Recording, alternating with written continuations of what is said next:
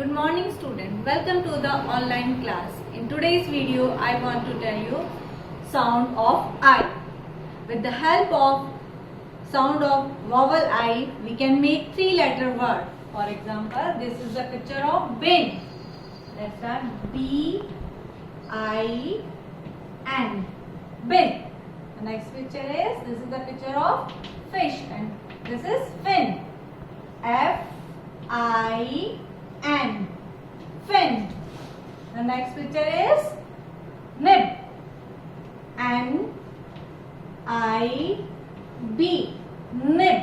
This is a nib. Next picture is bib. B-I-B. Bib. This is a bib. This is the picture of kid. K-I-D. Kid. This is a picture of lid. L-I-D. Lid. Let's read more sound of I. First is N-I-P. Nip. Sorry. P-I-N. Pin. T-I-N. Teen. S-I-N. Shin. V-I-N. Win. More sound of I is B-I-G. Big. D-I-G. Dig. F-I-G. Fig. P-I-G. Pig. D-I-D. Did. H-I-D. Hid.